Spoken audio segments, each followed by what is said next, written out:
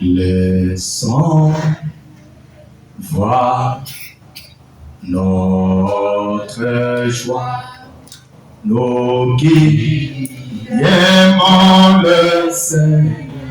Oh, joignons au chant et nos accords. Joignons au chant et nos accords. Et environnons les trônes. Environnons les trônes. Oh, nous marchons vers ces. Oui, Sion merveilleuse, mais nous montons tout droit vers Sion, la merveilleuse cité de Dieu. Seigneur, Emmanuel, Dieu Tout-Puissant, t'avons loué, adoré, exalté avec toute notre force, avec toute notre âme et toute notre pensée. Nous venons maintenant, Seigneur, te demander la tranquillité de l'âme pour écouter ta parole. Laisse que, Seigneur, nous soyons saisis de crainte, de respect et de révérence pour ta parole qui sortira.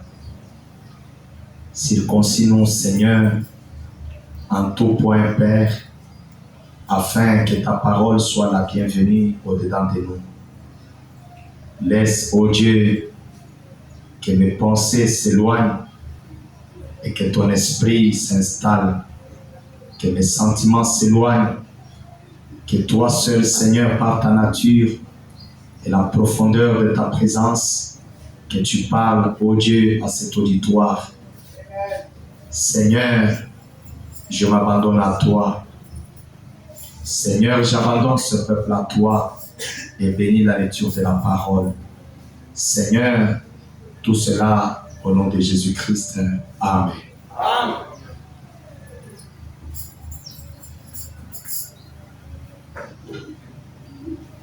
Nous allons prendre Jean chapitre 1er. Tabeba Yohana sura ya kwanza.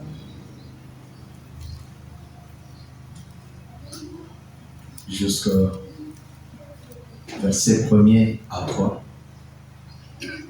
Mstari wa kwanza sura ya 3. Au commencement était la parole. Mwanzo ilikuwa neno.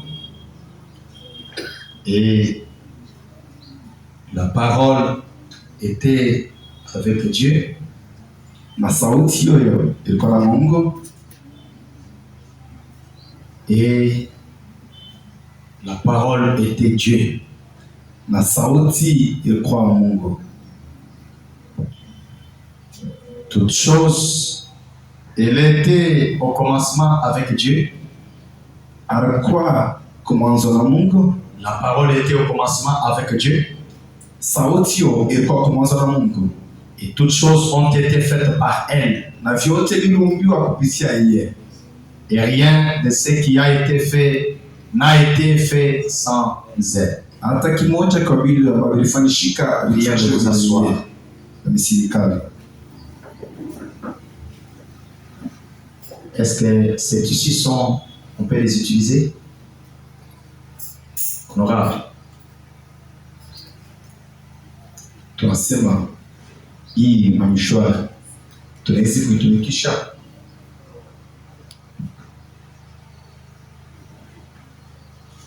Ok, nous vous saluons dans les précieux noms de Jésus-Christ. Tunamkia katika jina takatifu ya Bwana Yesu Kristo.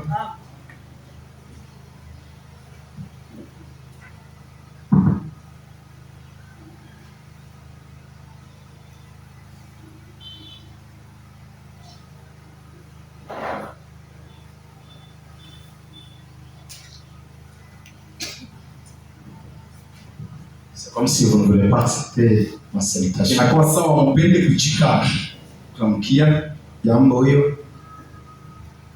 Nous vous saluons au nom de Jésus-Christ. C'est ça. On accepte. Frère Georges, accepté. Amen. Vous savez, il faut toujours avoir une attitude correcte dans la présence. Mwanajua inafai kuwa paka na hali Soyez pas distrait mbele ya Mungu. Mshikane kulenga wanamke. Je dis que si j'ai fait la permutation, c'est pour que je ne puisse pas prêcher et que la froideur ne soit arrivée côté des sœurs.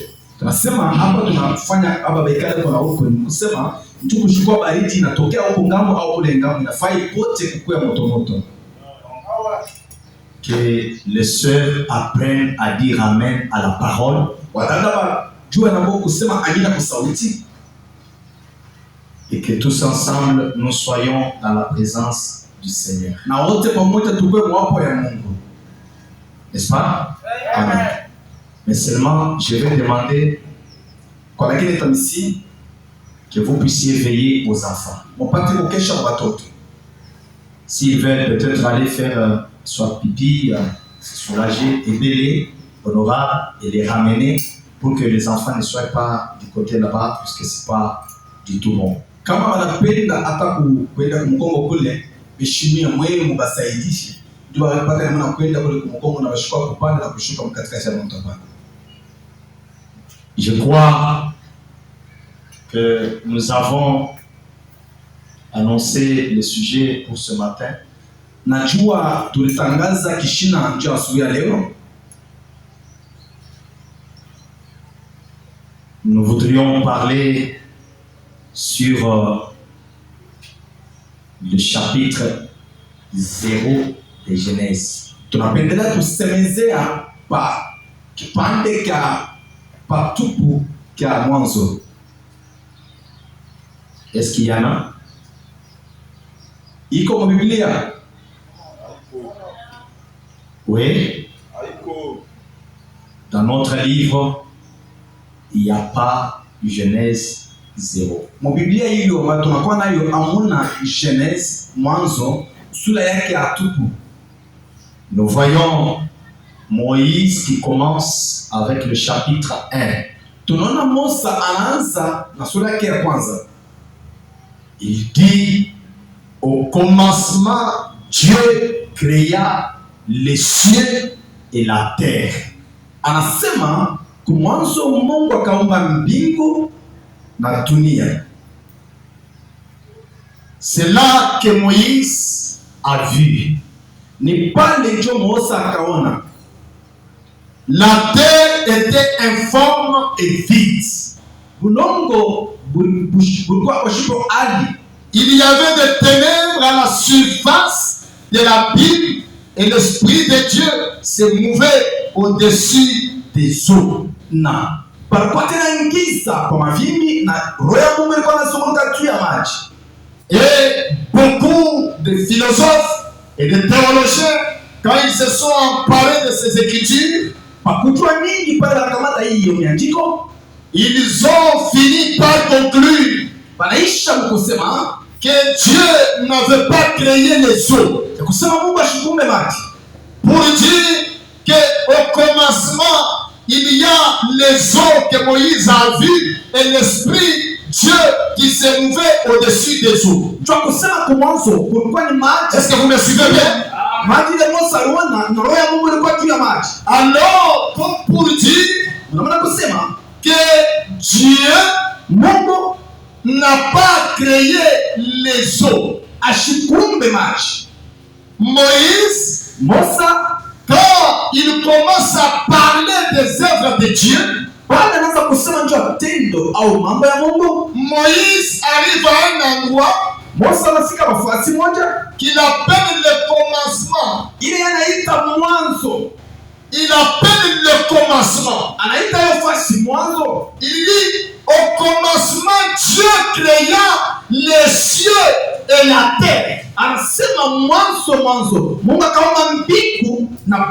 Moïse voit Dieu et les œuvres que Dieu pose. Yeye Musa anaona Mungu na matendo ile Mungu anafanya. Et Jean aussi, Yona yeye quand il vient pour parler, wanakwenda kusemezea, il voit aussi, il rentre au commencement. anaanza kwa mwanzo. Il dit, Anasema au commencement était la parole. kwa mwanzo kulikuwa neno. Il essaye de définir Anataka yeye ce kufatisha que Moïse a vu, ile Musa aliona. que ce qu'il a vu là Akusema kile aliona était la parole. ilikuwa ni neno. Et que les scientifiques appellent le logos. Na wasiasi walisema mwanga. L'être, Mtu le verbe, yeye ni mtu msemo. dans le commencement, Akusema kwa mwanzo était le logos. kulikuwa ni mwanga hiyo. Et le logos, Na mwanga c'est ce que la parole appelle la colonne de feu. ndio ile sauti inaita kuzo la moto. La tribu de Dieu. Mungu wa Mungu. Moïse, Na Musa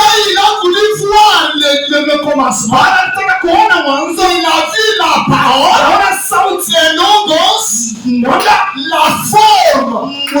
Il a vu le matériel. Anaona kitu Ce que Dieu posait comme action. ile Mungu alitenda sawa tena. Et Jean dit, Na Yohana au anasema commencement kwa mwanzo était la parole. kwa sauti. Et cette parole, Na hiyo sauti elle était avec Dieu. ilikuwa na Mungu. Et Na la parole là, na ile neno était Dieu. yeye ilikuwa Mungu. Et Na elle était au commencement avec Dieu. ilikuwa kumwanzo na Mungu. Toutes choses Vitu vyote ont été faites par elle. vilifanyika kwake. Et rien de ce qui a été fait Hata kiwango kile a vilivyofanyika été fait sans la parole. havikufanyika bila C'est neno. la parole, Ni kusema ni sauti. les logos, Mwanga hiyo la colonne de feu, neno la moto le verbe yeye Mungu qui a créé toutes choses. yote hivi.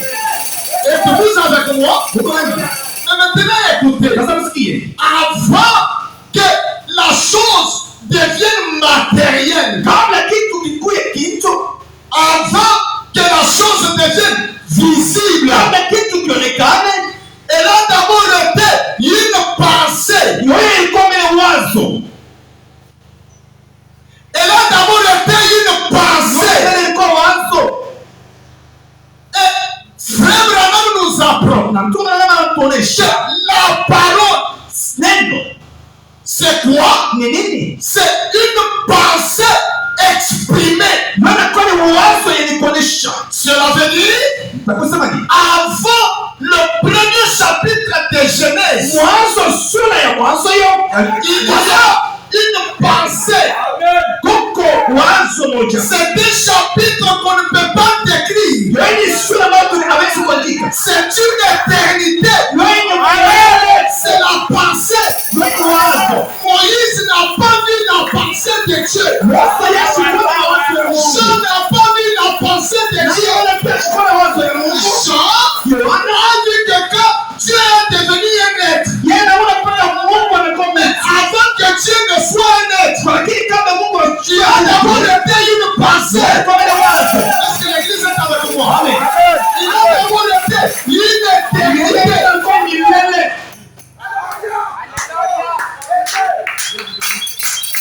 C'est un cercle Yeye inakuwa ni kiviringo. sans fin. Yeye atashipa Voilà pourquoi je l'ai appelé zéro. ndio kama anaita atupo. Pour les scientifiques, ils vont dire, mais ces garçons, comment ils peuvent dire ça? Na pengine anaweza kusema huyu kijana anasema yeye Zéro voudrait dire rien. atupo inataka kusema atupo. Puisque quand vous allez chez les scientifiques, Kama kwamba sayansi nous ont appris wanatuonesha hii que les zéros dans la multiplication atupo mkufanya wingi fait quoi? Donne zéro, donc l'élément était un élément absorbant. hiyo inakuwa naleta tena atupo, ni kusema hiyo inamisa vile iko. Et quand vous allez dans l'addition Kama mnaenda tena mkutosha avec l'élément zéro, na hiyo vous allez voir que mtaona kama l'élément zéro là, hiyo atupo qui hiyo était un absorbant, ile ilikuwa na meza ici il devient le net. hiyo inakuwa sasa yashipo Puisque tout nombre plus zéro, vitu vyote kuchanga na hiyo atupo zéro devient net. na hiyo atupo inakuwa Pour dire qu'avant le chapitre 1, mtu kusema il y kwanza a d'abord quelque chose kunakuwa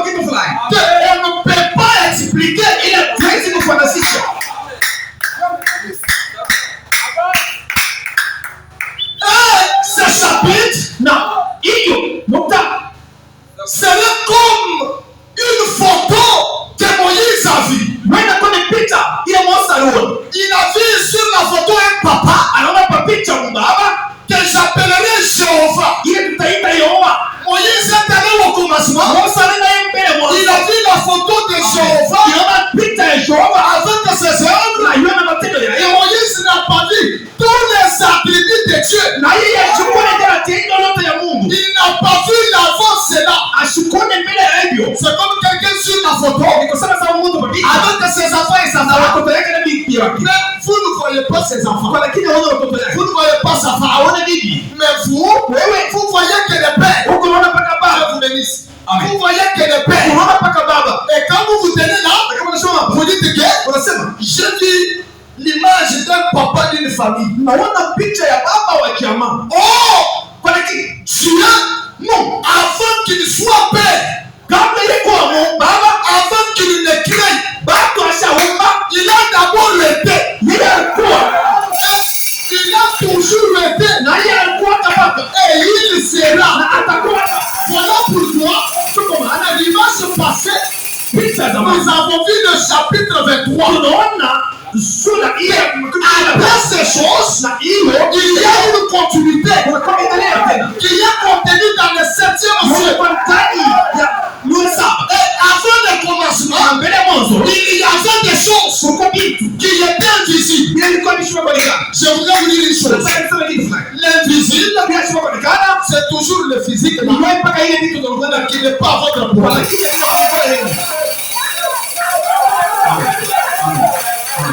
L'invisible, c'est ce que j'appellerais le spirituel. Et ce qui est spirituel, c'est toujours ce qui est visible, qui n'est pas votre portée. Je peux vous donner un exemple. Même des exemples. Si vous prenez le ventilateur, vous le branchez. Vous allez voir cette hélice ici, visiblement. Si nous le branchons et nous augmentons la vitesse, il a tendance à disparaître. Vrai ou faux? Donc c'est les mêmes éléments physiques. Quand la vitesse augmente, il essaie de disparaître.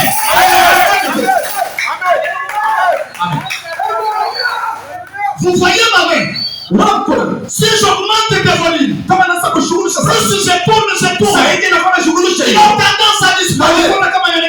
Voilà pourquoi frère, le même Seigneur Jésus, qui est Galilée, ici, dans sa puissance de la il a changé de dimension. Il est dans une dimension plus rapide que les yeux naturels ne peuvent pas voir. Et il a dit, le monde ne me verra pas. Et vous me verrez. C'est le même, mais dans une autre dimension, puisque la vitesse a augmenté.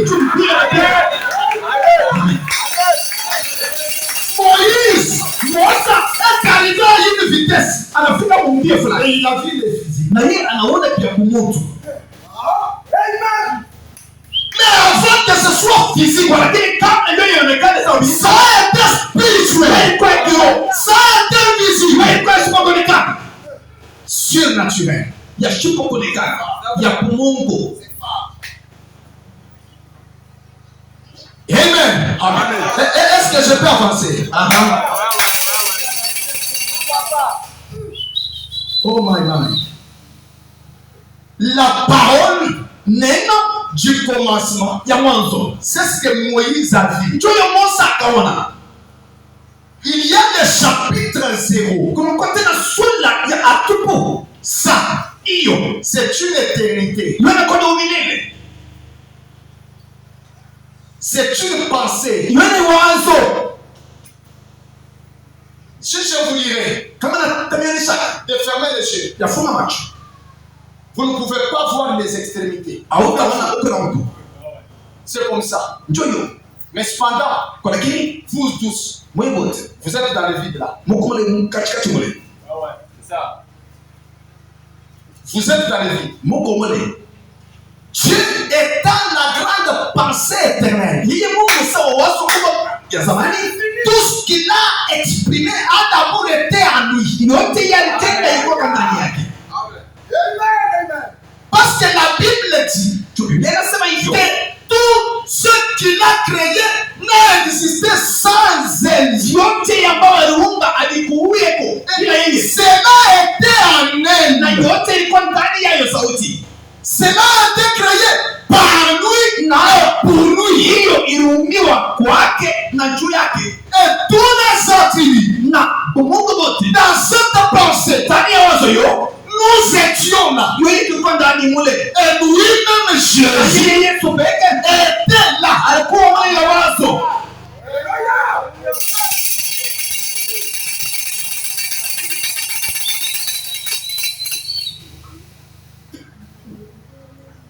Moïse Musa avance. anaenda mbele. Puisque quand Dieu a créé Moïse, il n'était pas là. Tu pale Mungu anaumba Musa yeye ashikukua.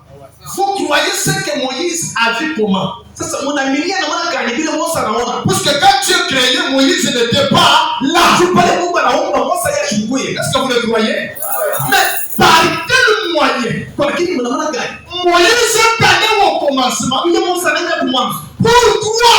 Chokomilia. Pour voir Chokoona et pour écrire. na chokuandika. Donc, si Moïse Kusema kama Musa et Jean na Yohana sont allés au commencement, wanaenda kumwanzo. il y a un aigle Kwa lakini kuna kwa qui a dépassé le commencement. yanaenda mbele ya mwanzo. Sinon, c'est oui, il y a pas de- Il est entré dans l'éternité. Yanaenda kumilele. Il a commencé à nous dire Anaanza ce kutuonyesha qu'il a d'abord été avant de sortir à eux. bila ya mbele ya mwanzo. J'ai dit, Nasema hivi, il y a un aigle kunakuwa ndani qui est venu, unabana kuwa qui nous a dit, anatuonyesha avant le premier chapitre de Jean, mbele ya sura ya kwanza ya Yohana et le chapitre 1 de Moïse, na mbele ya sura ya kwanza ya il y Musa, a d'abord huko mbele des événements. kunakuwa mambo, Il y a quelqu'un kunakuwa mtu qui a d'abord été unabali kuwa dans quelque chose kitu fulani qui n'était pas ce que Moïse a parlé. lakini ashikuwa kila Musa yeye anasema Il était une pensée. yalikuwa ni wazo, Il était la fontaine. yeye alikuwa ni chemchi, Il était la grande yeye alikuwa fontaine. ni chemchemu kubwa, Il était une yeye éternité. alikuwa umilele. Branham dit, Na Abrahamu anasema quand il est entré, Bwana niingie mwe. Branham utilise un verbe. Sema tena msema Comme je moja. n'ai pas beaucoup de temps, Ile siwezi kusema. il dit, Anasema je peux voir nahisi kuona l'éternité umilele être brisée. yenye kukachua kukuona. Branham dit, Abrahamu anasema je peux voir nahisi kuona ce qu'il faut l'éternité kusema naona milele être brisée. Et il dit, anasema Satan a créé, shetani anafanya c'était dans le temps, yeye ilikuwa ni et il Mungu a introduit les péchés. ameingia mwana na kanisa Avant le péché, mbele ya dhambi il y avait d'abord kulikuwa mbele une éternité des personnes ila mbao ne pouvaient expliquer. Mungu ashukuru Je vais dire ceci, kusema nini c'est dans ce chapitre-là kuila mwanamke hiyo que nous avons été. ile tulikuwa C'est notre temps dans ce chapitre qui influence notre temps ici. hali yetu ile nukta inakuwa inafanikisha tena hali yetu hapa Si sasa. vous n'avez pas été Kama Mungu kwa dans le chapitre 0, ile nukta ya bule alors na pale vous ne croirez pas hautaminia et votre influence na mfanikisha sera négative. itakuwa ya kupinga. Dans le chapitre 0, Lakini que sabia j'ai la pensée, Mungu anakuwa et mawazo l'éternité Mungu anakuwa milele doit avoir inapaswa kuwa influence na kufanikisha sur les attributs prédestinés de Dieu. Puisque Jésus a dit, personne hata mtu mmoja n'est monté au ciel ashapata mbingu si c'est que celui qui est descendu. kama hivyo huyu alishuka katika mbingu. Amen. Il faut d'abord avoir été ici. Inafanya kwanza kuwa hapa. C'est l'esprit d'ici Yote ni roho ya hapa qui influence votre ici. inakufanikisha hapa mtu wetu hapa chini. Non, non, je ne crois pas. Je ne crois pas, puisque tu n'es pas prédestiné et tu n'as pas été dans le chapitre 0.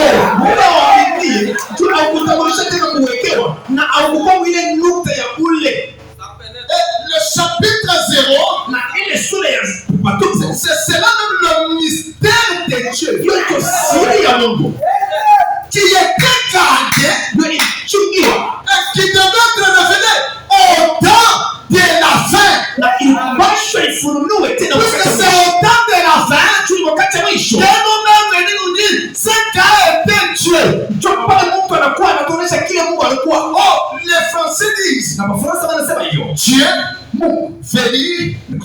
objet d'adoration. Mais avant que Dieu soit Dieu pour qu'on l'adore, parce que Dieu, il est le logos, il est le matériel, il a pris une forme pour qu'il soit visible. Mais avant qu'il soit saisi, pour que les anges l'adorent, alors il a d'abord été quelque chose avant. C'est ce que Moïse n'a pas expliqué. Branham a dit, qu'est-ce qu'il a été? Il a été El Elah Elohim. C'est lui qui existe par lui. Amen. C'est lui qui est tout suffisant. Il dit, c'est celui qui est infini. Il n'a ni commencement, ni fin des jours. Il ne peut pas naître. C'est celui-là de Dieu que votre pasteur adore. Je l'adore pas.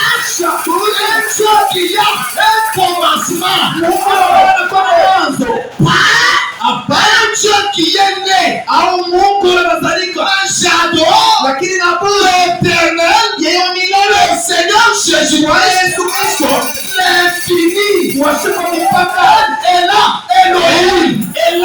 Elohim, ton mystère qui devait être révélé au temps de la fin, à savoir qui est Dieu, comment il vit, quelle est sa nature, quel est son état.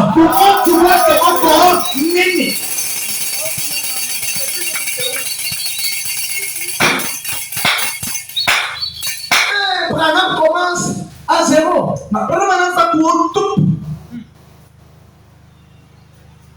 Écoutez, mon chien, peut-être les gens se fabriquent beaucoup de choses. Dieu n'est pas ce que vous pensez.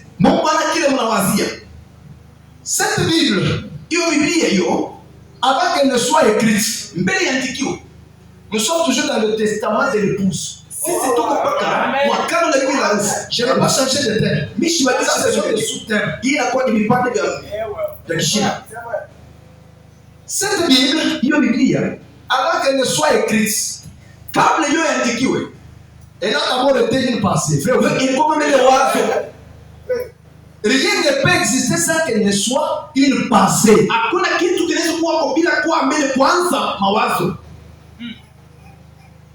Vous voulez construire une maison, vous avez d'abord l'image de la maison. Les chambres, comment elles seront disposées. La couleur de la maison. La disposition de toutes choses. Et là, la chose existe en vous. Mais c'est un processus de quitter la pensée vers la matérialisation. Et comme ça existait, alors il a fallu qu'il prononce la parole. Quand il a prononcé la parole, il a dit que la lumière soit. Que la lumière fût. C'est ce qui est écrit.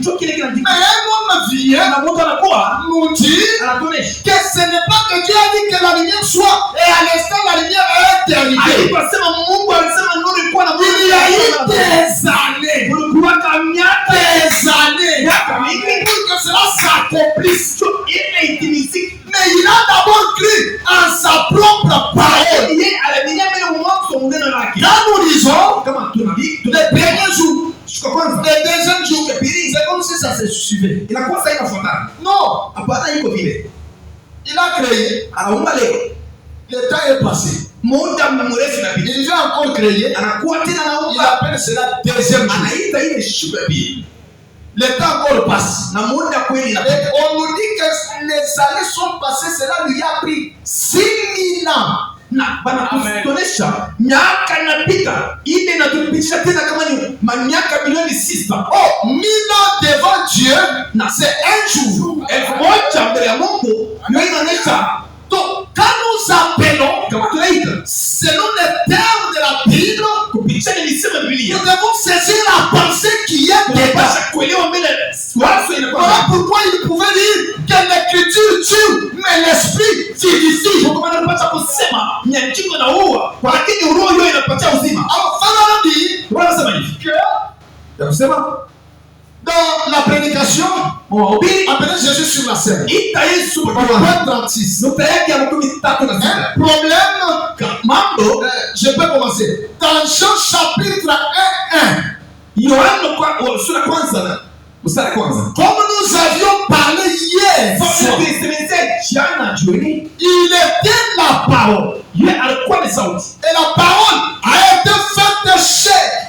Et a habité parmi nous. Et nous avons encore sa parole qui nous dirige vers ses pensées et ses œuvres pour ce jour.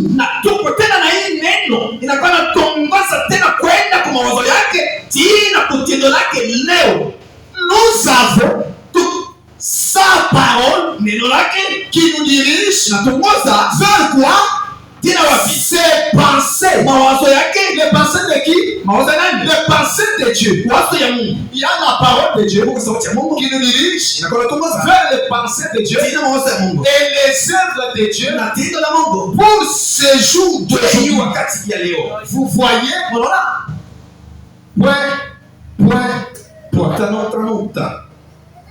Non pas les pensées que Moïse avait à son époque. Non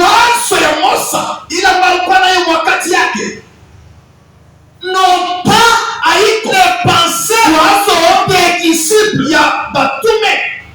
Non pas les pensées des lutteurs ou de l'âge pentecôtiste ou de tout le reste. Nous avons la Bible ici qui nous dit ce qui va arriver aujourd'hui. Voyez, nous voyons le réveil pentecôtiste dans la Bible. Le réveil intérieur et de tous ces âges de l'église. Nous les avons vus. Mais nous avons les Écritures ici qui nous disent ce qui va arriver aujourd'hui. Et c'est Dieu interprétant sa propre parole pour cet âge dans lequel nous vivons.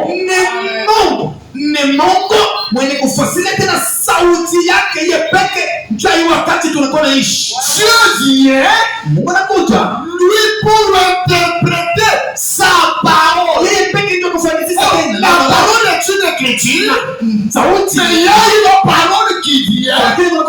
Dieu lui-même étant l'interprète de sa propre parole.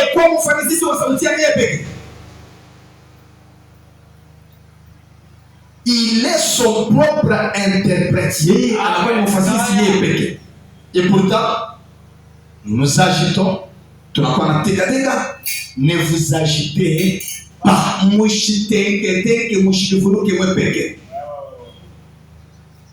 Ce que nous avons aujourd'hui, nous n'avons pas les pensées du temps de Moïse. Nous n'avons pas simplement une écriture, mais nous avons la pensée de l'éternité qui est venue aujourd'hui pour nous interpréter la parole écrite.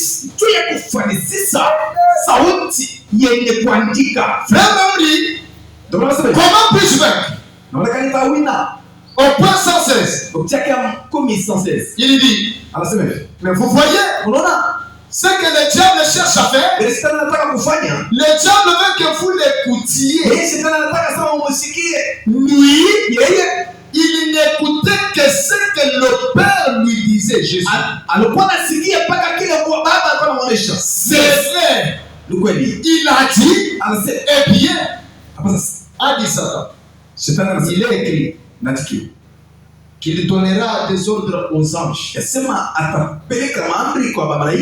Il a dit, oui, mais il est aussi écrit. Voyez, c'est ça. Voyez, il savait qui il était. Satan avait la pensée est plus profonde que ce qui est écrit là. Amen. La pensée est plus profonde que ce qui est écrit.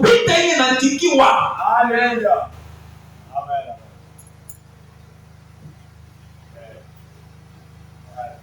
La pensée est plus profonde que ce qui est écrit. Voyez, il y a une inspiration. Le noyau est à l'intérieur de cela. La réalité de la chose.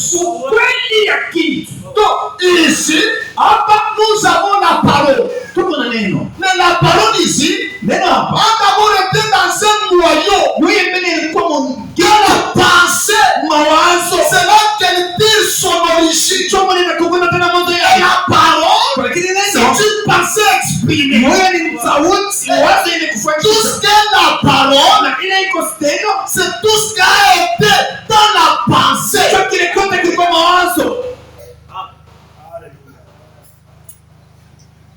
Les gens viennent, ils se sont limités au premier chapitre. Au commencement, Dieu créa. Au commencement, Dieu créa. Au commencement, Dieu créa. Dieu n'est pas venu se tenir sur la plateforme comme ça et commencer à créer.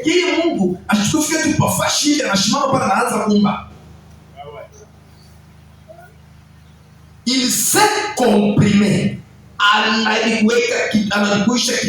Il a pris une forme. C'est cette forme-là qu'on appelait logos.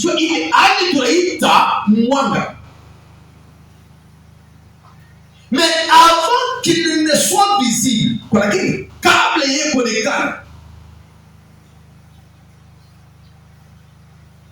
il a d'abord été ce qui n'est pas visible.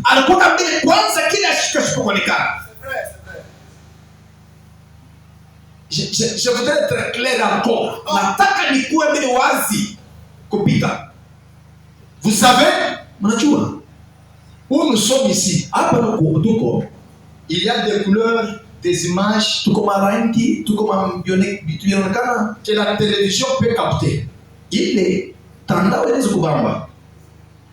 Mais l'œil naturel ne peut pas voir. Puisque notre corps a été mis dans une vitesse de voir des choses qui sont à son portée.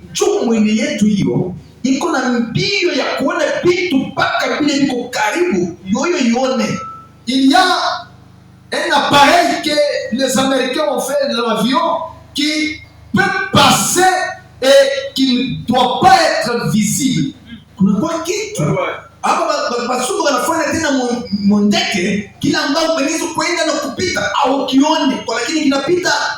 Oh, c'est là, c'est visible. Mais il faut que nous soyons cantonisés, réglés sur la fréquence de la même vitesse. Il n'a pas tout pandishiwe. Essayez de comprendre quand Jésus dit que le monde ne me verra pas. C'est vraiment l'ordre du cosmos.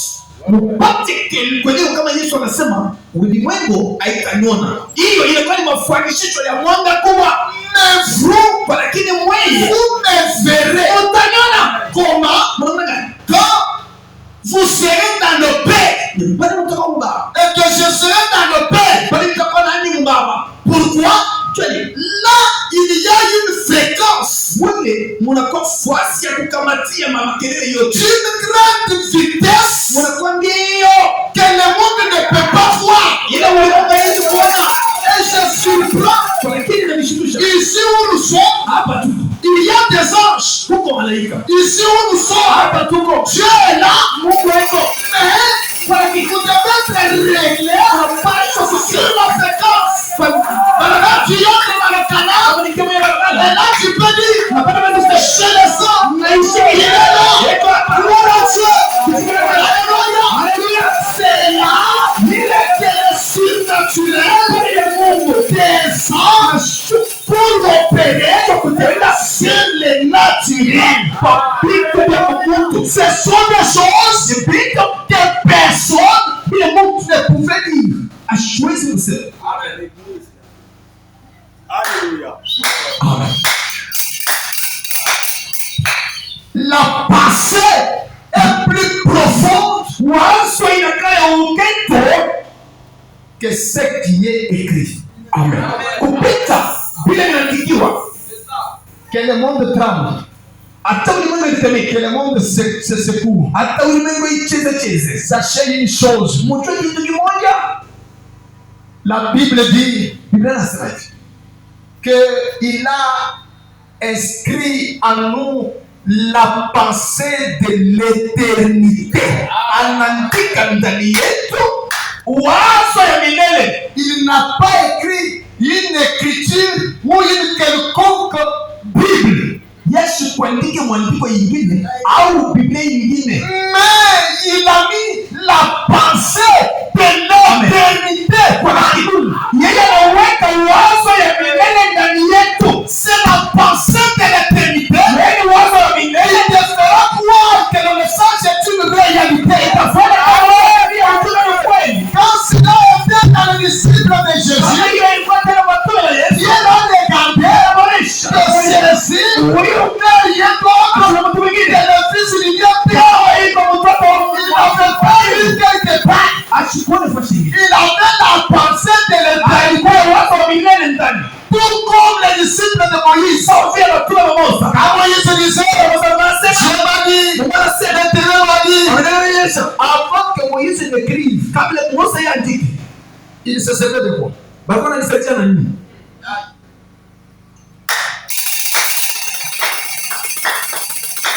Ce chapitre, il est non seulement était avant le premier chapitre, mais Dieu a pris même cela et l'a mis dans chaque prédestiné de Dieu. Amen. Il est sur hiyo mbele tu akisema ikuwa kama ndani yetu kwa lakini Mungu aliweka mbele kumbele yote juu ya mtu. C'est cette pensée là mbele wazo qui peut dire il faut que toi maladie wewe magonjwa entre toi de cette au nom de Jésus-Christ, il est Christ. Les démons sont tapés. Parce que les démons reconnaissent que l'autorité de la parole, et cette autorité, c'est la pensée en vous. Je vais encore être plus clair. Avant que vous soyez ce que vous êtes ici, vous êtes une passée. Et quand vous mourrez, vous voyagez à la lumière. Vous voyagez comme une pensée. Je peux dire, si vous sentez réellement dans la fréquence de l'esprit, comme un homme qui était parti chez le Luc, Philippe, il était parti comment? L'esprit l'a pris. De la même manière, vous pouvez aussi quitter ici, aller dans un pays, voir des choses et retourner ici. C'est ce que Abraham a fait. Dieu l'a pris dans le temps. Elle l'a propulsé. Il est allé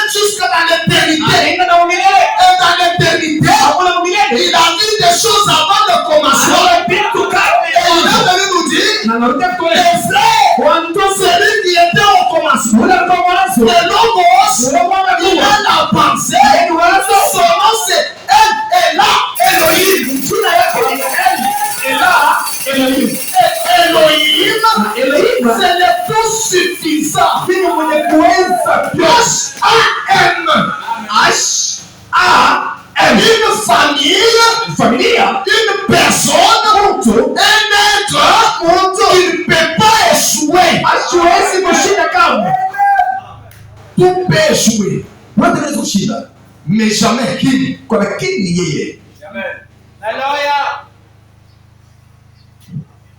Reconnaissez votre origine.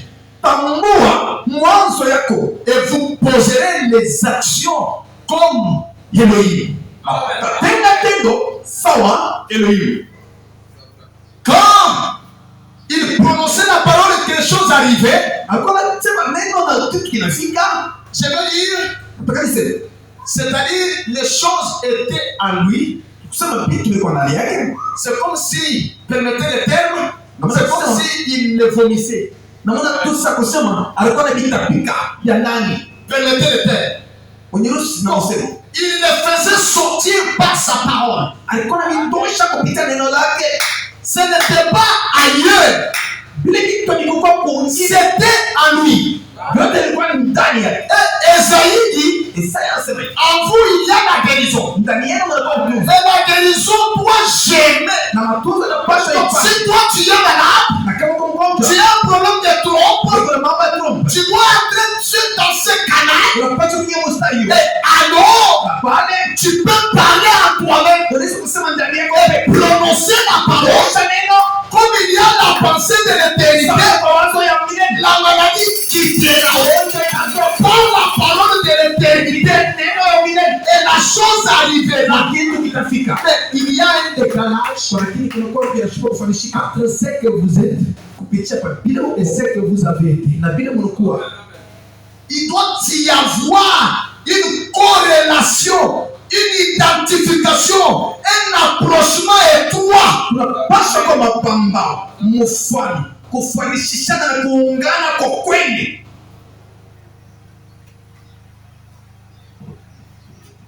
Amen. Amen. Attention au chapitre 1er. On peut lancer cela dit. Est-ce que nous l'avons choisi ou c'est lui qui nous a choisi? On peut lancer.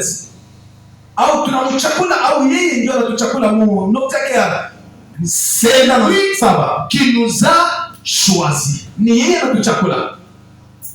Quand le soir où nous l'avons accepté, le soir où nous l'avons choisi, c'est lui qui nous a élus ou choisi en lui avant la fondation du monde, avant la création, avant le commencement. Vous avez été ici. Vous ne choisissez pas Dieu ce soir. Vous ne l'acceptez pas ce soir. Et vous ne le croyez pas ce soir. Vous l'avez déjà cru. Et vous n'êtes pas sauvé ce soir. Vous avez été déjà sauvé. Mais vous devez vous identifier à ce que vous avez été par la pensée de Jésus était déjà mort dans la pensée éternelle. Mais il marchait vers l'accomplissement, vers la matérialisation. Ça, il y a que le 7e son qui nous le révèle. Amen.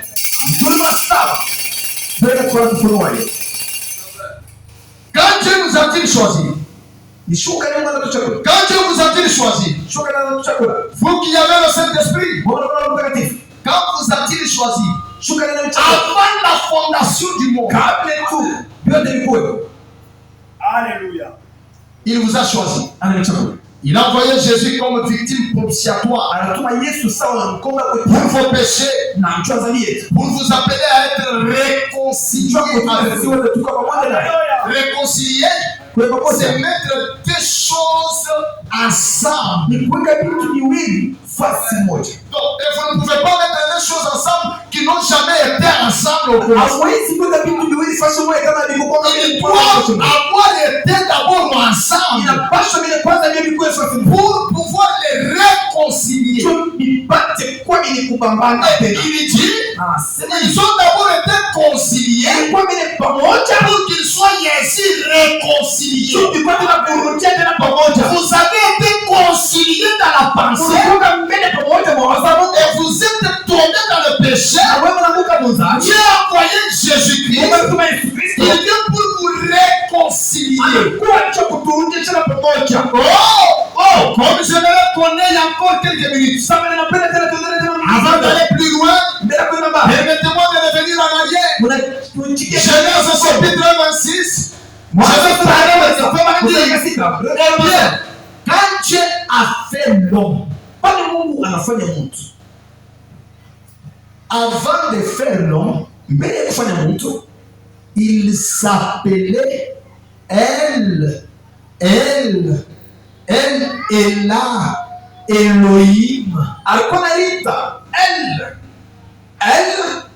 El Elah Elohim.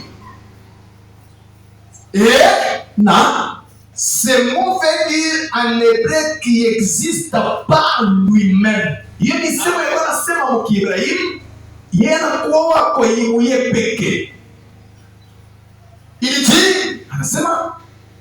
tout seul, rien n'a existé avant lui. Il était toute l'existence qu'il n'y ait jamais eu. Qui ça Moïse n'a pas parlé? Non, elle est là, Elohim. Il est toute l'existence jamais existé.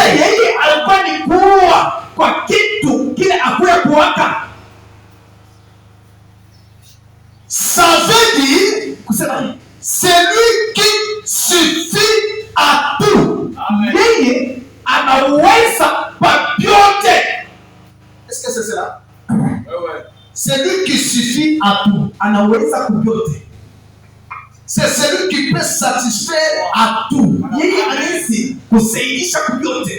Donc, ton problème là, Dieu a déjà une solution avant le problème. Donc, tu ne peux pas avoir un problème qu'il n'ait pas une solution en lui. Je veux dire, celui qui a donné Isaac, et il revient réclamer Isaac, et il lui offre les mois, chemin faisant, vers le sacrifice, vers l'autel, il s'appelle alors Jéhovah Jireh. C'est lui qui pourvoit. Abraham, toi, tu n'avais pas d'enfant. Et quand je te le demande, comme je vis ton obéissance, moi-même, je pourvois au sacrifice. Ce matin, quel que soit le problème, quelle que soit la difficulté, retenez, non seulement il est la parole du commencement, il a été, elle est là, Elohim, c'est lui qui suffit à tout. À la santé, il suffit. À l'argent, il suffit. Au travail, il suffit. À la vision, il suffit. À la guérison, il suffit. À toutes choses, il est à la poêle. Elohim, c'est ma carte. Tu siye na parti teelela prononce la parole, appelez les choses dans l'existence, puisque nous avons dépassé le chapitre 1 de Genèse et Dieu nous a montré où nous avons été. Pourquoi?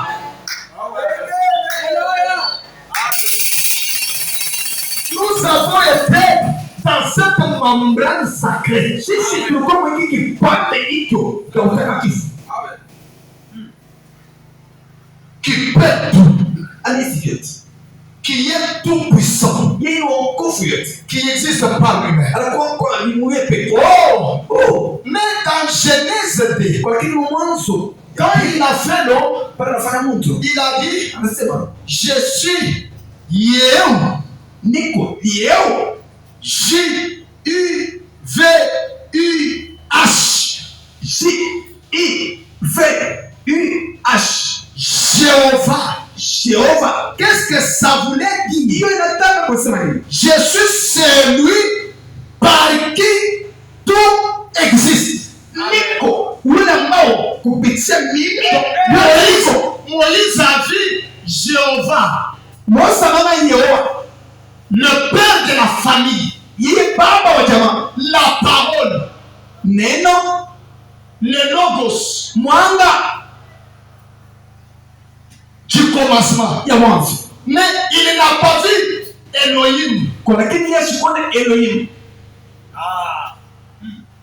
Il n'est pas entré dans le passé. Je vais dire. Vous voyez, frère, mettez-vous debout. Vous le voyez, non? Puisqu'il est ici. Mais est-ce que vous avez connu Georges à 2 ans?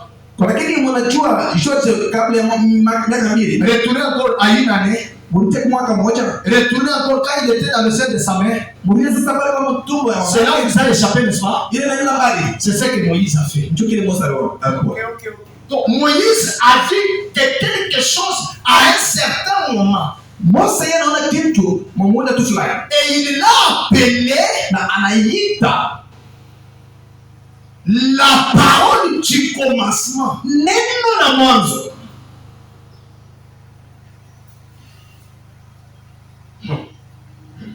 Merci Jésus.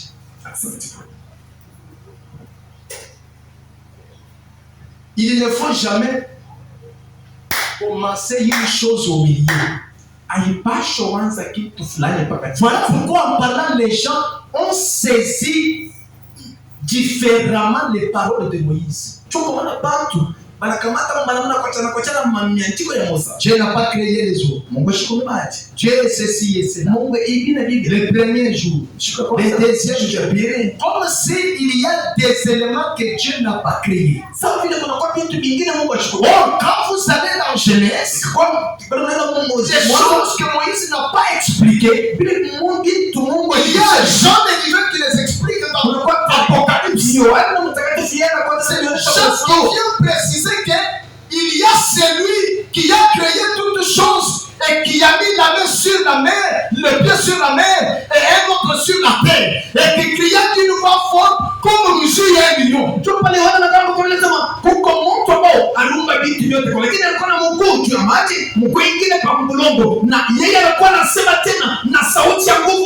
il appelle l'ange puissant. Les appellations de la même personne changent selon celui qui l'écrit.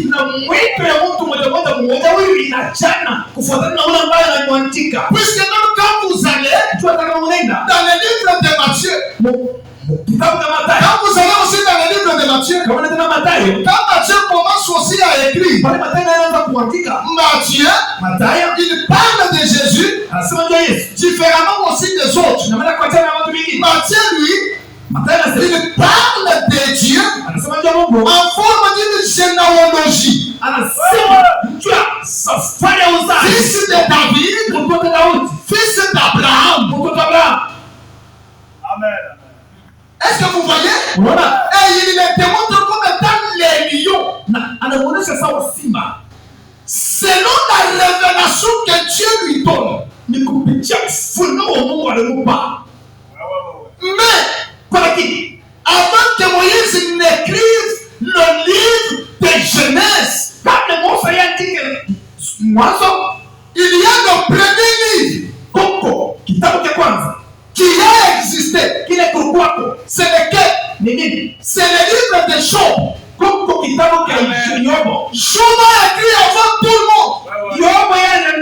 C'est le premier livre. C'est lui, quand il écrit, il le voit comme étant le rédempteur à la fin des âges. Amen.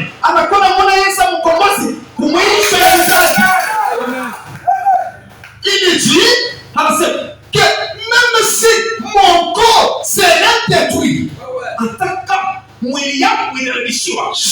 le verrai. Et quand il parle de ça, c'est après avoir eu une vision. Et cette vision parlait de la résurrection, de la restauration. Et la résurrection n'a pas eu au commencement.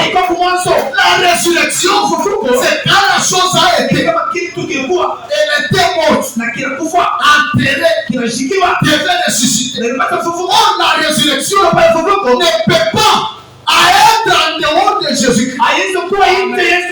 Il est le premier à être créé. Il est le créateur. Et il est le premier à ressusciter. Le premier d'entre les morts. Et le premier d'entre les vivants. La parole du commencement, les ressuscités du troisième jour. Jésus-Christ, la parole changeant de forme. À un moment, il est roue dans la roue. À un moment, la pierre qui descend de la montagne sans les secours de Dieu. À un moment, il est comme dans la tempête. À un moment, il est l'arc-en-ciel. À un moment, il est le rédempteur. Mais avant tout ça, il a été. Alléluia. Et là.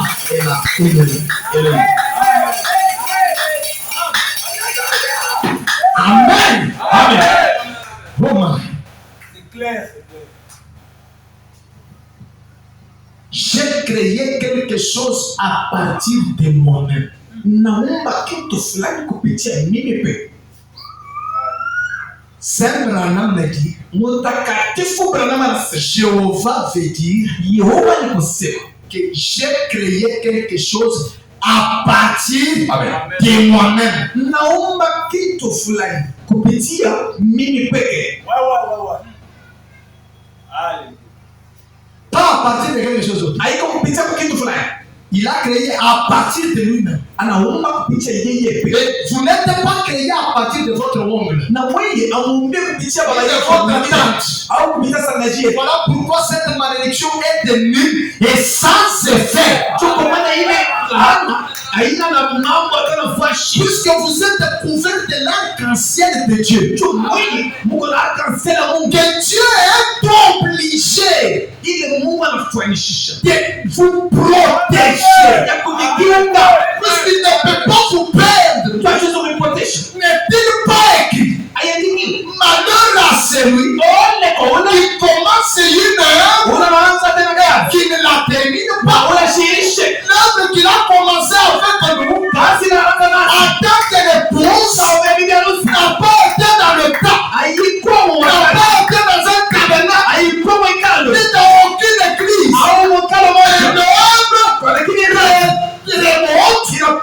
Juste avant la fondation du monde. Il ne peut pas nous prendre ici.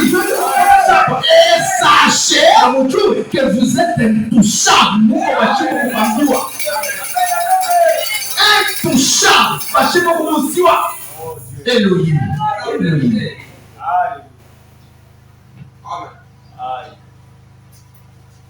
Oh my. Pour en faire mon fils. Pour J'ai créé quelque chose à partir de na uma kitu fulani kupitia mimi peke pour en faire mon fils. tukifanya mtoto yako. Donc, il a créé quelque chose à partir de lui. Ni kusema na uma kitu fulani Pour en faire kupitia quoi? yeye peke tukifanya nini? Son fils. Mtoto wake. Oh, merci Jésus. Asante Yesu. Ou un de mes petits. Au Temporairement de façon amateur. mwanamke ndiye kusema Vraiment dit gloire. tunasema kutukufu. Pourquoi? Twende. Il a donné à l'homme. Anapeleka kwa mtu. Jéhovah veut dire qu'il a donné à l'homme d'être un Dieu amateur. Yehova ni kusema anapatia kwa mtu nguvu ya kuwa Mungu hapa kutenda. Dieu Mungu avait un souci. Alikuwa na uzini fulani. Là où il était, Pale alikuwa na akili fulani. il voulait manifester les attributs qui étaient en lui. Alipenda aonyeshe ko Mungu alikuwa ndani yake. Il voulait la communion. Alipenda kushiriki. Puisqu'il est le père de la communion. Yeye ndio ni baba wa shiriki. Et il voulait que ces attributs soient manifestés Amen. pour qu'il puisse communier avec eux. Na alipenda sema hiyo makazi yake ipate kuonekana. Njoo yapate kukala pamoja nao. Faisant de ces attributs des dieux sur la terre. Mwenye kufanya hapa watu yake hapa pa Mungu hapa chini ya dunia. Les gouverneurs de la terre. Penye kutawala hapa chini ya dunia. Mais Lakini Jéhovah, en effet, il est Dieu le Père. alikuwa Mungu baba. Et Na il a fait de l'homme un Dieu amateur. alifanya mtu akuwa Mungu hapa dunia. Il n'existe donc plus par lui-même. Ashiishi kwake yeye pekee. Et il existe avec sa famille. Lakini anakuwa anaishi pamoja na jamaa yake. Elle est là, Elohim. Et là, Elohim. Mais maintenant, Kwa lakini hapa sasa il est Jéhovah, eko Yehova. qui veut dire celui qui existe avec sa famille. Wale kunaishi pamoja na jamaa yake. Or Dieu Kwa lakini Mungu a fait l'homme anafanya mtu pour qu'il domine sur toute la terre. njoo tawale pa dunia mzima.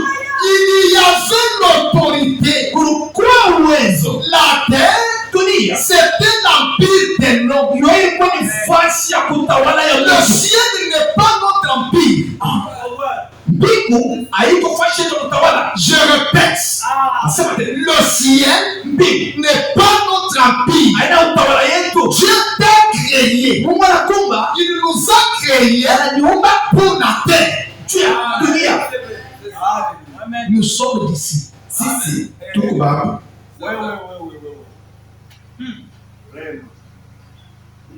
Notre royaume est ici. Ufalme yetu hapa. Notre empire est ici. Utawala yetu ni hapa. Le ciel, Mbingu c'est un séjour. hiyo ni fashi tu ya kuikala kama shiku kadogo. Chez moi, c'est ici. Sasa fashi yangu Chez moi n'est pas le ciel. hapa kwangu ana mbingu. Voilà pourquoi les gens, quand ils chantent sa révélation, que Boulobambo a bien. Non, Boulobambo est tout est. Choko maana watu wanakuwa na ile bila hata flow. Amen. Mbingu yale. Dunia ya mbingu.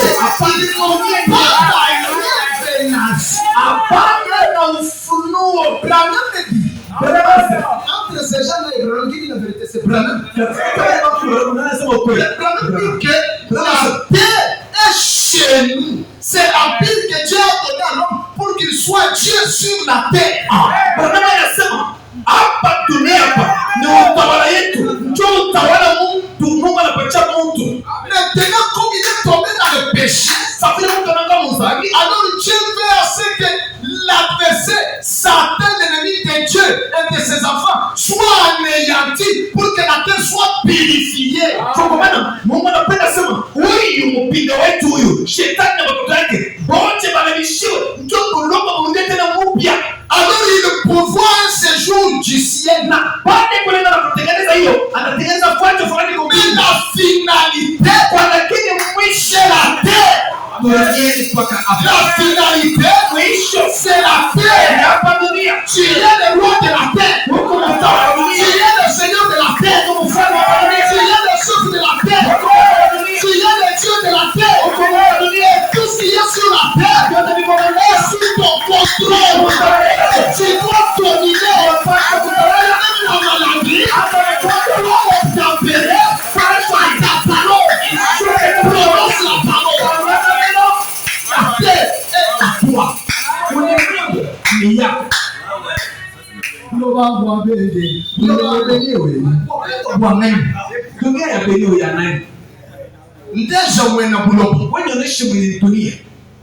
Vous devez lui donner le certificat de titre de propriété. Et le titre de propriété, quand l'homme est tombé, comme Satan ne pouvait pas te tenir cela, c'est la divinité du monde. Puisque Satan ne pouvait pas être sauvé, c'est là est revenu à Dieu. Et je vous surprends, le titre là, le livre là, Dieu ne devait pas les conserver à toujours. Il devait les redonner à l'homme.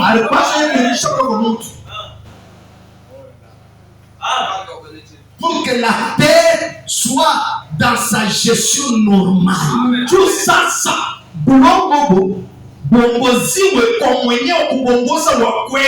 les tentations et les épreuves, c'est que le diable veut nous décourager de notre titre de propriété. La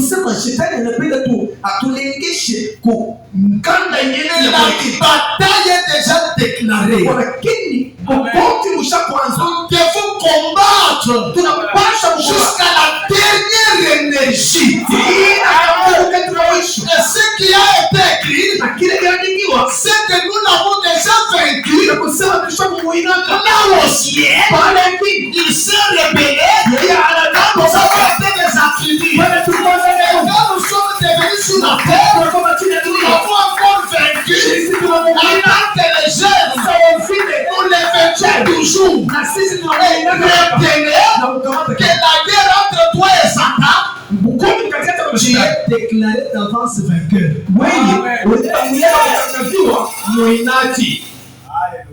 Ce n'est pas pour les lâches.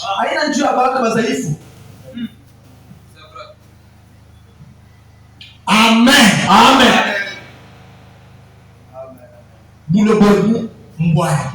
La terre ici, c'est pour moi. Cette terre ici, c'est pour moi. Si toi tu es un voyageur, quand tu iras là au ciel, on va te refouler par les anges.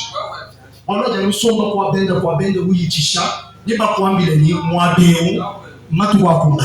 Parce que on veut pas watch. C'est pendant beaucoup de temps, on te dira frère, rentre d'abord chez toi.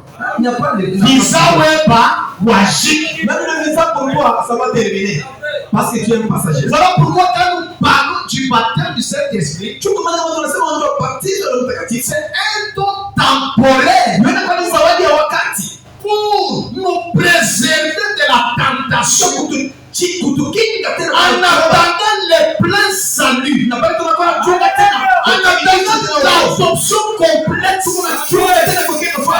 L'adoption complète, c'est qu'un homme devient propriétaire de sa juridiction.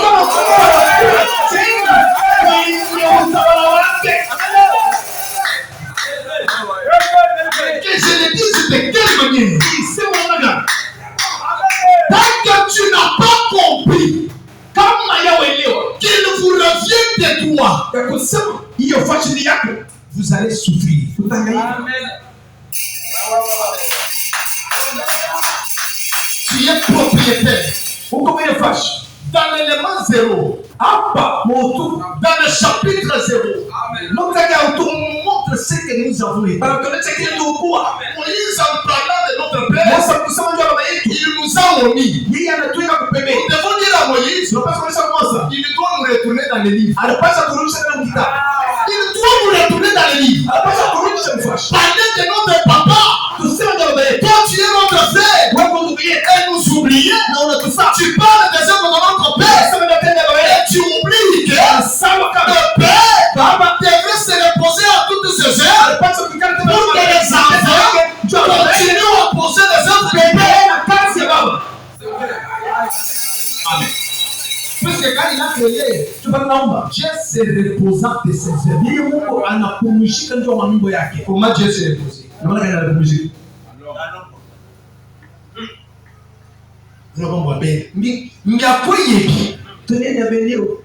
Ça vient d'où? Voilà pourquoi quand ce n'est pas la parole et vous entrez dans l'onction, c'est du diable. Tu comprends? Adipika bibi anzambi to. Ubwana na mujitu mjinye mbia Satan.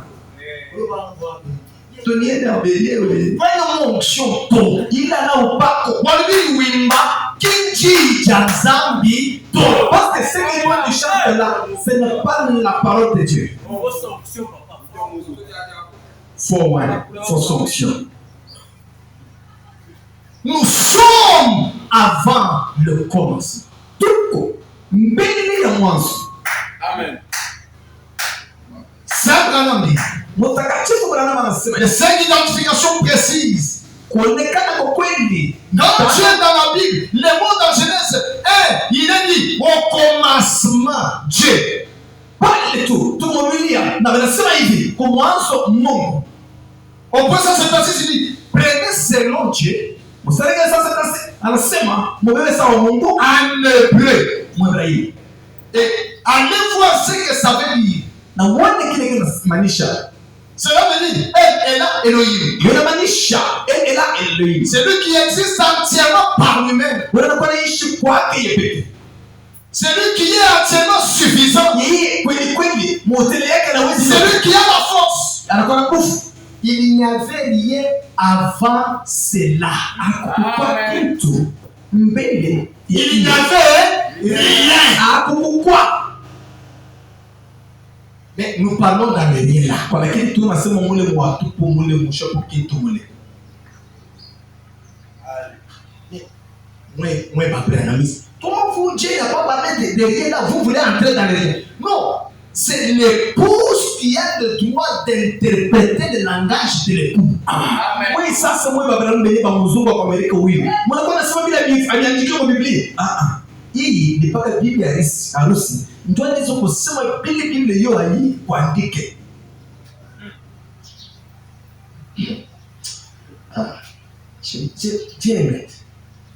Vous voyez quand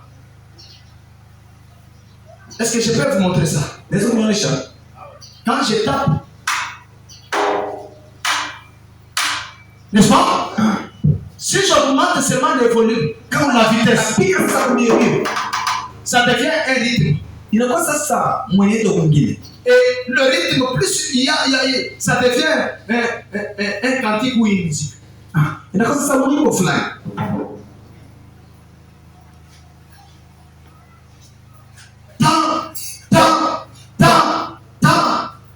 Si la vitesse augmente, cela deviendra. Et quelqu'un peut secouer la tête. Donc, la vitesse qui a été là-bas, est différente de la vitesse dans le temps. Voilà pourquoi le 7e son est une musique pour ceux qui étaient avant le temps. Mais les autres,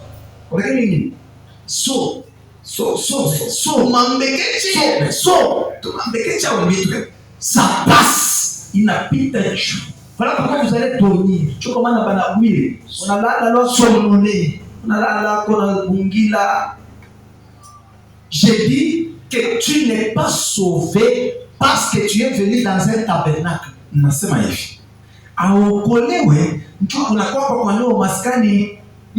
dans le tabernacle, vous écoutez cette musique. Vous acceptez ce que vous avez été. Et cela vous dit que je suis sauvé. Vous n'êtes pas sauvé là. Vous prenez conscience de ce que vous avez été. Vous n'avez pas c'est là que la joie entre. Le bonheur entre. Donc c'est comme ça. Mais quand vous commencez au commencement, vous risquez de vous perdre. Bien que Genèse est un livre semence de toutes choses.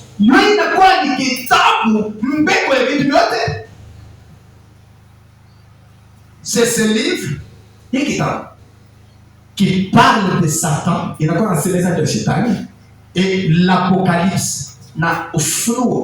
Voilà pourquoi les deux livres, le diable les hait. Les premiers te voient comment il a commencé. Et le deuxième te voit comment il va finir.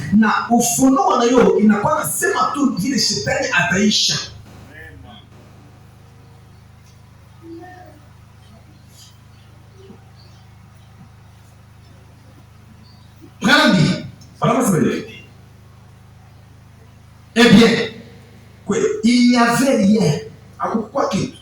Il n'y avait pas d'air. Amen.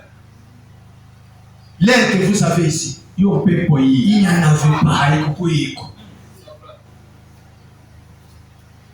Il n'y avait pas d'astre. Moïse ne pouvait pas parler de ça. Moi, je crois que c'est Maïo. C'était contenu dans le sol. Il n'y avait pas d'humidité. Amen. Il n'y avait pas la terre. Il n'y avait pas d'humidité. Et une semence ne pouvait pas tenir sans humidité. Il dit, il n'y avait pas d'atmosphère.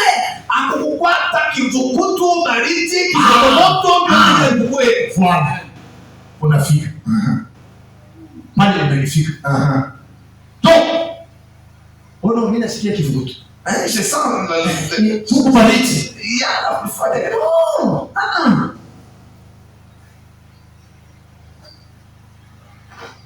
Il n'y avait rien. Il n'y avait pas d'atome. Atome. Na chaque wish.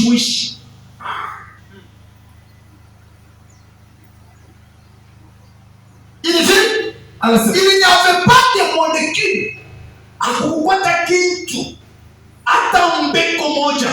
Il n'y avait rien avant cela. C'était Dieu. Et comment virgule, l'éternel, millénaire. Et en lui, il y avait des attributs.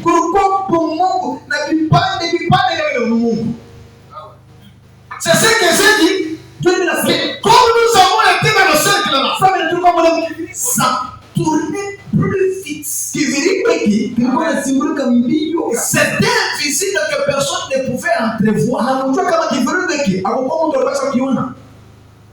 Mais dans la pensée éternelle de Dieu, toi et moi avons été là.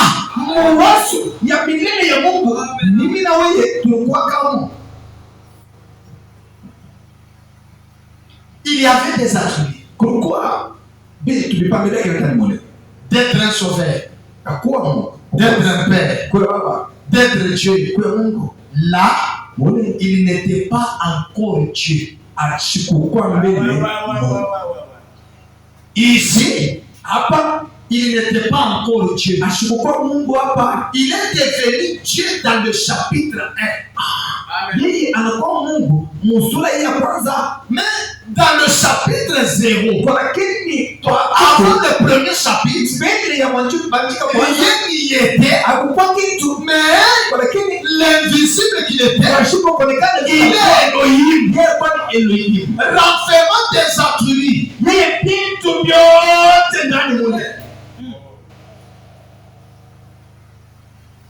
Il dit, il n'y avait rien d'autre. Aucune adoration. Donc, Dieu est un objet d'adoration. Tout qui a quoi pour tout. Et il n'y avait rien qui puisse l'adorer. Il y avait en lui des attributs d'être cela, d'être un sauveur, d'être un guérisseur, d'être toutes ces choses qu'il est.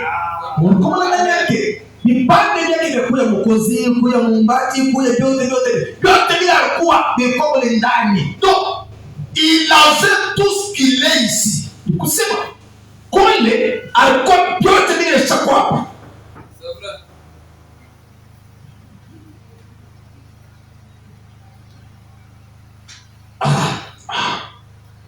Le noyau.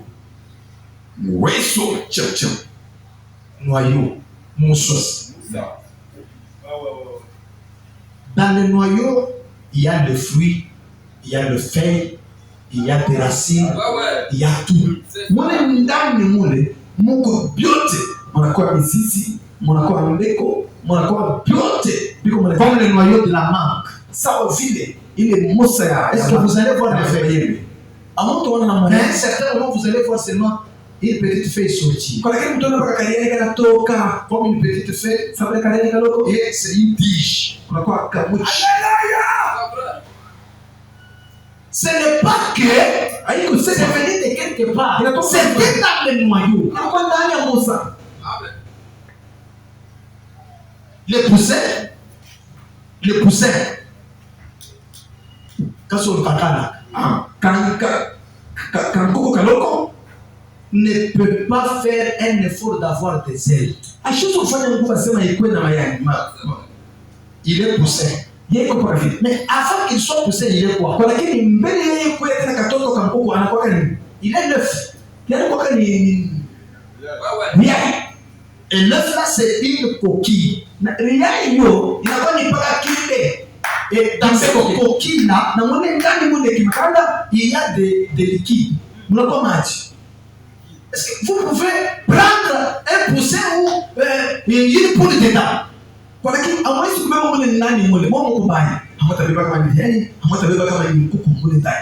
Et parfois, vous pouvez prendre ces liquides-là, mélanger et mettre dans des cheveux pour faire pousser des cheveux ou pour appliquer sur le visage et avoir un bon teint. Mais ne sachant pas que vous mettez les poussins au visage.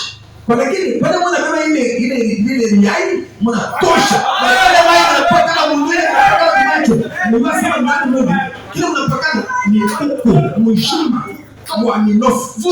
mis des matières frontales du poussin et les ailes et tout ce qu'il y a du poussin à votre visage.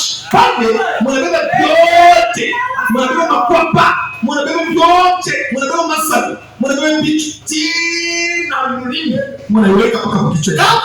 la poule, et que celui-ci mange l'œuf, vous avez mangé les mêmes choses. Et parfois, en grillant la poule, vous pouvez perdre certaines protéines. Et celui qui mange l'œuf mange des protéines 100%. L'œuf a été afin de commencer. Et le commencement était de pousser. C'est le plat que j'appelle, le noyau là que j'appelle, elle est là, Elohim. C'est l'œuf là que j'appelle, elle est là, Elohim, qui a la semence. Elle est là, Elohim. Moïse n'a pas vu l'œuf. William est entré dans l'œuf. Il a vu le jaune et le blanc. Il a même distingué les vitamines. Il y a ici vitamine E, il y a vitamine D. Alors il y a vitamine D. Quand il vient dans le temps, et là il nous dit, précieux frères et sœurs, il a été le tout suffisant que rien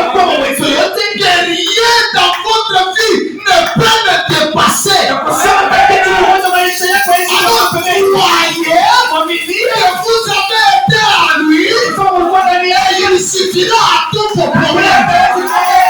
Ce matin, recevez la demande de votre prière. Puisque vous êtes une partie de lui.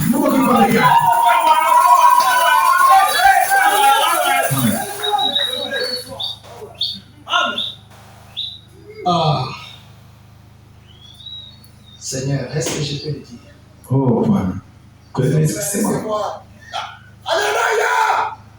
Vous savez, Mnajua, quand Dieu a créé, au commencement là, on a commencé à compter les années. bado Mungu anaumba, kumwanzo huko balikuwa na baluna tena miaka. On a commencé à compter les années. Balikuwa baluna miaka.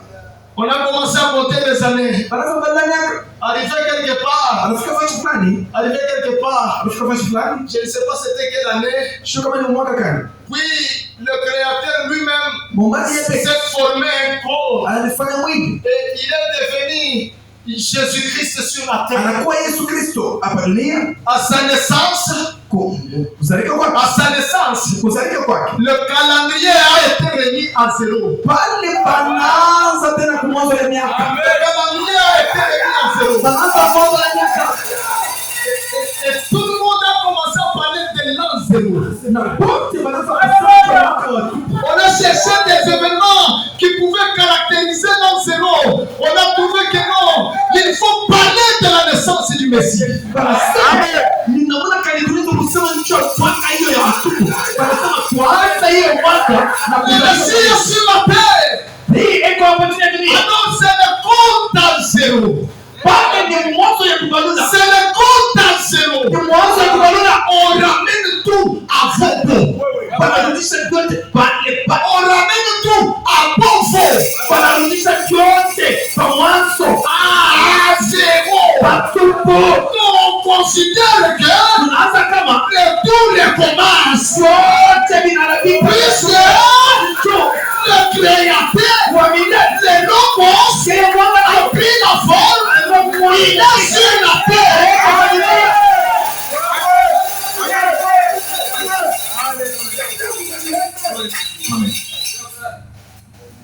Oh Dieu.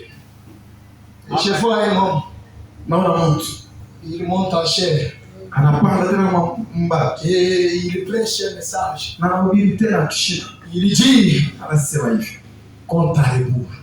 mwanzo vyote vinarudia kwa mwanzo. Abraham monte en chair, il dit, compte à rebours. Tunaona anasema Cela dit Nasema que de toutes les années là, kusema miaka il y a un événement marquant.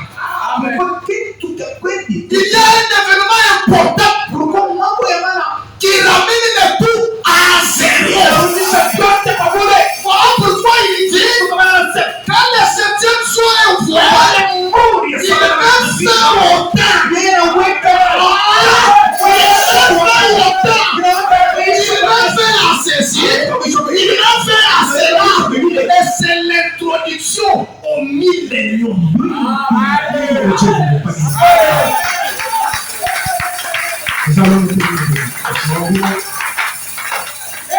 C'est le compte à rebours. yenye kurudisha vipya. L'an zéro. Mwaka ya kwanza, Chapitre 0. mstari ya kwanza. C'est le chapitre 0. Compte à rebours. Eh Dieu. Aide-moi, Seigneur. À pénétrer le silence. Puisque là, avant le commencement, il y avait rien. C'était le silence. Révèle-moi qui je suis dans ton plan. Révèle-moi qu'est-ce que j'ai été dans ton plan.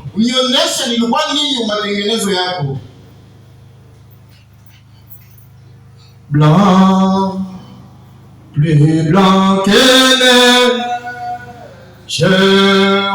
oui, blanc, oui, plus blanc que neige, lavé dans le sang de l'agneau, oh oui, je sais depuis blanc.